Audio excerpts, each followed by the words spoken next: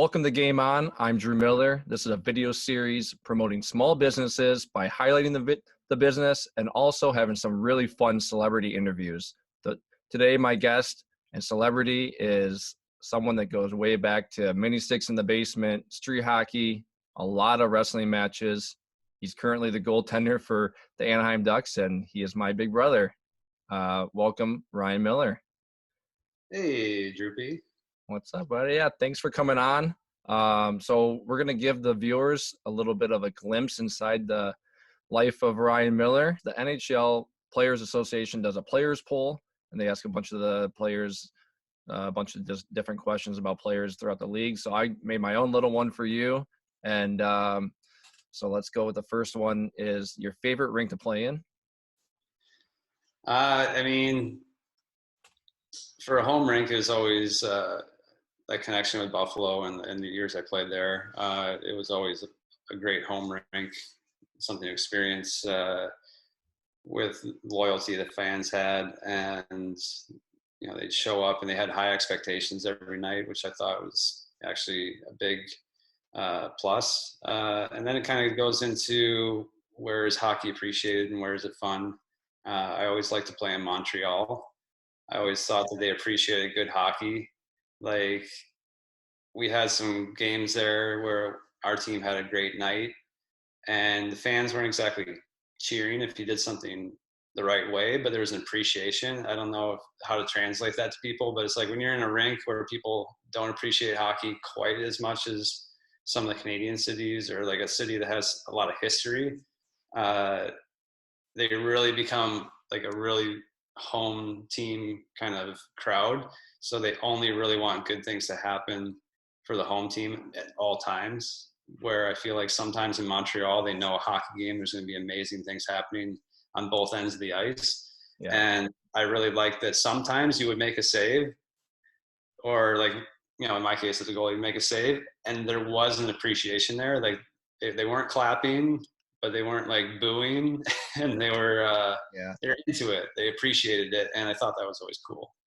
Yeah. So you made a few stays in Montreal and you were able to eat one of the hot dogs in the locker room after. Yeah, it's a good reward. Yeah. Next one, best shooter you have shot against you in your career. I mean, it's cliche because it's obvious. It's Ovechkin is just really difficult to pick up on. He has a curve that has about every curve a hockey stick can have. He's got like a heel curve, mid twist, toe curve, and he's got a ton of whip on it. I mean, that thing comes off and it, you know, you've had to stand in front of it too. But when you're facing it in the net, you're like, well, I got to keep this out. It kind of has a velocity to it that allows for some curving. I think Kovalchuk kind of did that too. Like he'd sit back and take one-timers from the side and you'd actually see the puck from, I mean, they're only like 25, 30 feet away sometimes closer. But when they're that little mid-distance, you actually see the puck coming at you and it would start to trail or start to drop. And you're just hoping you get a clean release because if they have any bit of spin on that puck, like you might track where it's coming off the stick and you're already starting to move towards it, but it's changing that couple inches, like an inch or two makes a difference. And like, if it just hits you in the wrong way, it's still spinning and it can kind of go in. So Ovechkin's has always been hard because it just spins so much. Yeah, I always, on the penalty kills, I always was hoping that he would miss my shin pads and then my goalie would save it. Yeah. All right.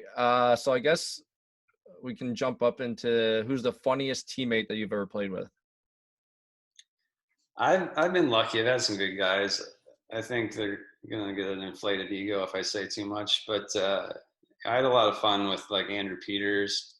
Yeah, I was a short time with like John Scott, but he was always looking to have a good time. But there's a lot of undercover guys. I appreciate guys who are kind of undercover. Like I have fun with like Ricard Raquel and you know, right now, and there's guys that you know, they just appeal to like the kind of person you are, and you have a good time with them. So, Yeah. but as far as goofballs go, I mean, Andrew Peters and John Scott are guys who stand out. Nice. Usually the big fighter guys are pretty dang funny and good guys. But all right, you have a lot of goalie masks. Goalies paint their masks. What is one helmet that you have in storage or you keep that you want forever and is your favorite one? I I have a special connection to my Buffalo mask. The artist I use is Ray Bishop, and he's local to Michigan. Yeah, he's done every mask I've had since college. Um, so when we kind of, I would always sketch stuff out, and he would kind of see through the final product. And I always liked my Buffalo mask because we came up with it early, and we stuck with it. It became kind of like my look, the way I looked on the ice. And then just had a lot of fun with my Olympic masks. I thought those were kind of cool. I had Uncle Sam on the side, showing his muscles, and Yeah. the bald eagle up the other side. Like just having some fun with the patriotism and representing the country. That was cool. So I mean, those are the masks I'll keep around when we can dig them out of storage finally. Yeah. And then the last one in this poll thing we're doing here is when you're on the road, you have some time off and days off. What are probably one of your top cities to get around and explore and kind of sightsee a little bit? Um, well, it depends on the road trip. Moving out west, the trips became a little bit longer, and we had Bodie at the time, so it became more about sleep. But early on, I always liked going to Washington, D.C.